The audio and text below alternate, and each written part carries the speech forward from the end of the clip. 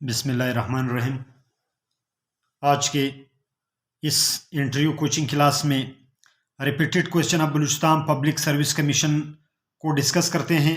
NATO के हवाले से पूछा गया था, नॉर्थ अटलांटिक ट्रेटी ऑर्गेनाइजेशन, ये किस तरह का ऑर्गेनाइजेशन है और इस बारे में आप क्या जानते हैं?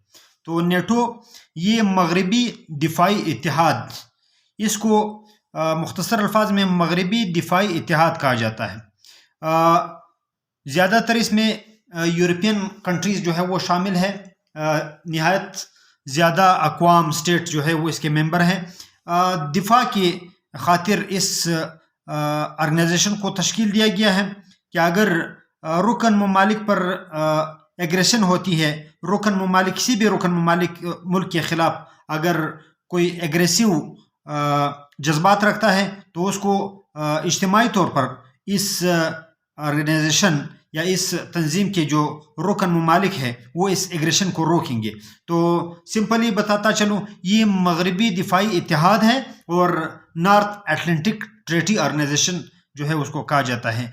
और एंग्लो अफगान वार के हवाले से पूछा गया था कि what do you know about Anglo Afghan वार। तो ये एंग्लो अफगान, एंग्लो से मुराद है ब्रिटिशर्स या अंग्रेज़, और अफगान अफगानिस्तान है। तो अफगानों और अंग्रेज़ों के दरमियान जंगें लड़ी गई, 3 जंगें लड़ी गई। फर्स्ट एंग्लो अफगान वार के हवाले से फिर पूछा गया था कि पहली अंग्रेज़ अफगान जंग कब लड़ी गई। तो ये 1839 था 1842, 3 साल पर मुहित ये जंग लड़ी गई और अफगानों की तरफ से ये बर्तनाक शिकस्त जो है वो दी गई। इस जंग में अफगानों ने अंग्रेज़ों को कत्ल कर डाला, उनको मार डाला। सिर्फ एक डॉक्टर को जो है वो रहने दिया, वो भी ज़ख्मी हालत में फरार होकर दिल्ली आया और अफगानों की जुरात और उनकी बहादुरी के किस्से जो है वो बरतानियों को, अंग्रेज़ों को जो है वो बताएं। तो फर्स्ट एंग्लो अफगान वार जो है वो 1839 था 42, 3 साल पर मुहित रही।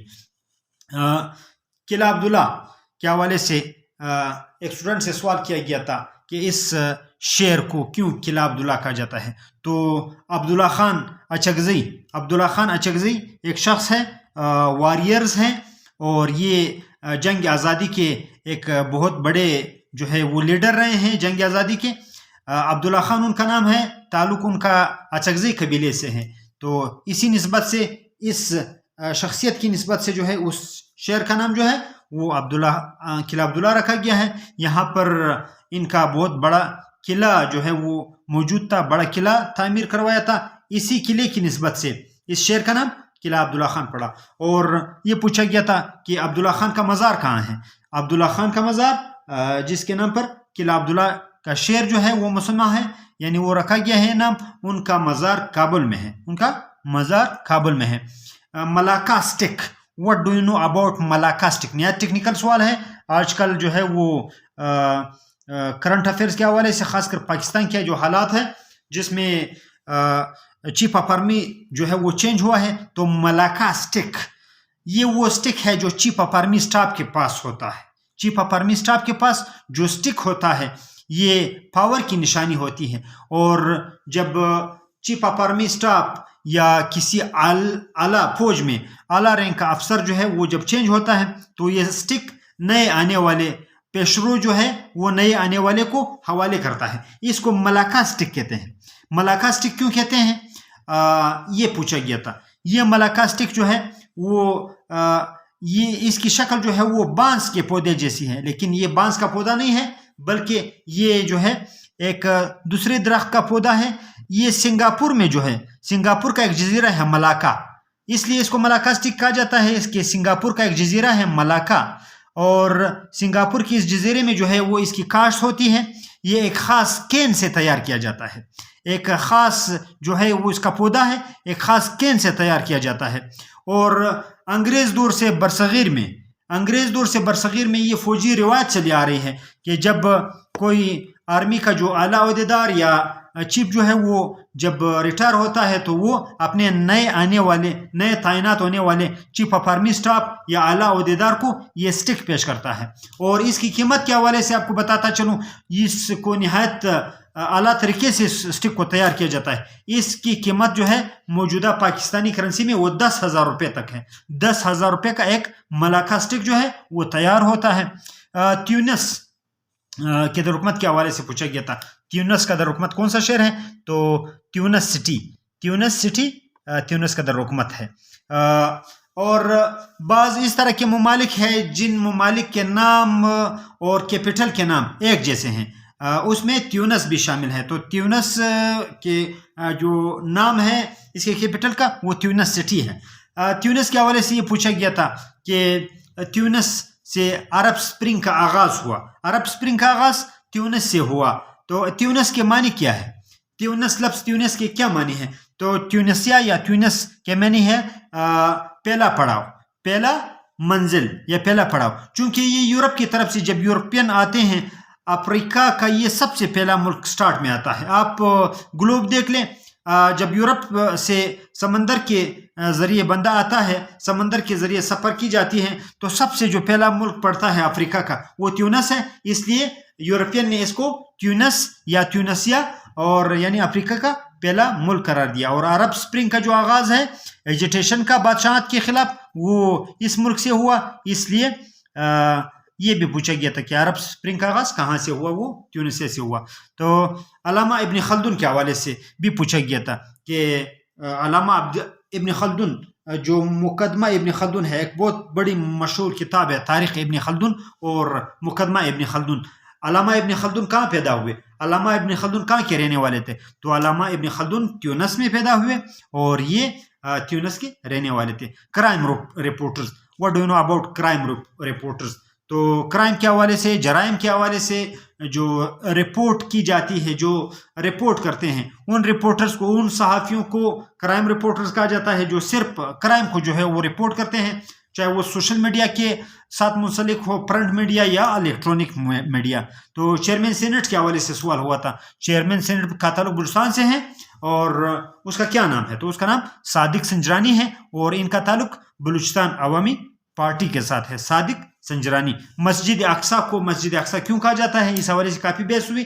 مسجد اقصیٰ، عرب والے، نجد و حجاز والے اس مسجد کو جو بیت المقدس میں واقع ہے اس کو مسجد اقصیٰ، یعنی اس شہر کو یہاں پر جو ہیکل تعمیر تھا یا جو مسجد تھی یا جو عبادت گاہ تھی اس کو مسجد اقصیٰ. اقصیٰ عربی زبان میں اقصیٰ کے معنی ہے دور، یعنی دا مسجد فار اوے، بہت دور والی مسجد، اس لیے اس کا نام مسجد اقصیٰ رکھا گیا.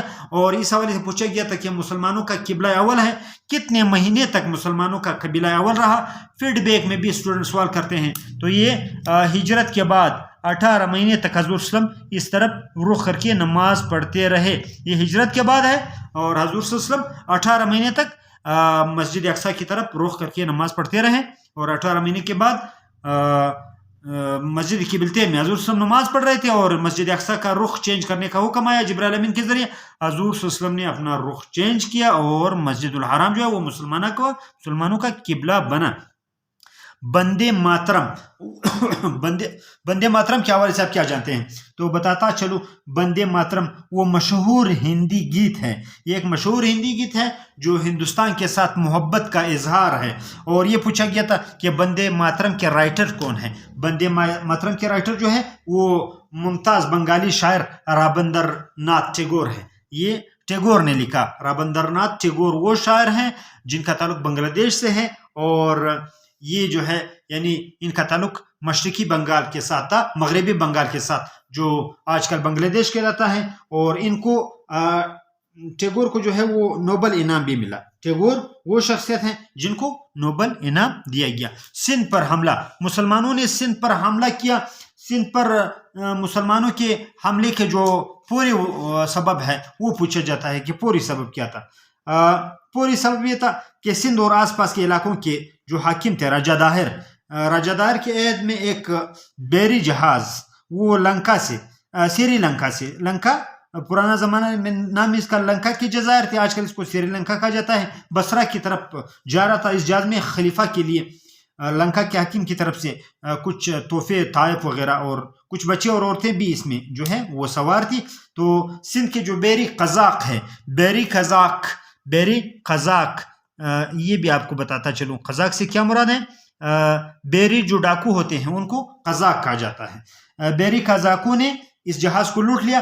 خلیفہ کے گورنر، خلیفہ کا جو گورنر تھا شام دمشق میں جو خلیفہ تھا، ان کے گورنر حجاج بن یوسف نے راجہ داور کو لکھا کہ مال مسروقہ، یہ جو چوری کا مال ہے برآمد کریں اور قزاقوں کو سخت سزائیں دی جائیں. لیکن راجہ داہر پر اس بات کا کوئی اثر نہ ہوا، اس لیے حجاج بن یوسف جو گورنر تھا انہوں نے اپنے 17 سالہ بھتیجے محمد بن قاسم کو سندھ پر حملہ ور ہونے کے لیے بھیجا، اور یہی وجہ تھی کہ مسلمانوں نے سندھ پر حملہ کیا اور سندھ فتح ہوا. میساکی لکھنؤ، میساکی لکھنؤ کے حوالے سے سوال پوچھا گیا تھا کہ میساکی لکھنؤ جو ہے وہ آپ اس حوالے سے کیا جانتے ہیں؟ تو آل انڈیا مسلم لیگ اور انڈین نیشنل کانگریس دو بڑی بڑی جماعتیں ہیں برصغیر کی. ان کے سالانہ اجلاس بیک وقت 1916 کو لکھنؤ میں منعقد ہوئے، اور ان دونوں جماعتوں کے درمیان ایک بہت تاریخی معاہدہ ہوا جو تاریخ ہند میں لکھنؤ پیکٹ یا میساکی لکھنؤ کے نام سے یاد کیا جاتا ہے. اور اس میساکی لکھنؤ میں سب سے بڑا کردار جو ہے وہ ایک نوجوان بیرسٹر محمد علی جناح کا تھا. اس میساکی لکھنؤ کے بعد محمد علی جناح کو اتحاد کا سفیر قرار دیا گیا، the ambassador of unity, the ambassador of Muslim and Hindu unity. مسلم یہ سوال پوچھا گیا تھا، یہ ٹیکنیکل سوال ہے کہ وہ کون سی مسلمان پارٹیاں تھیں جو تحریک پاکستان کی مخالفت جنہوں نے کی، وہ کون سی پارٹیاں تھیں، کہاں کی کون سی پارٹیاں تھیں جو مسلم پارٹیاں تھیں لیکن انہوں نے قیام پاکستان کی مخالفت کی.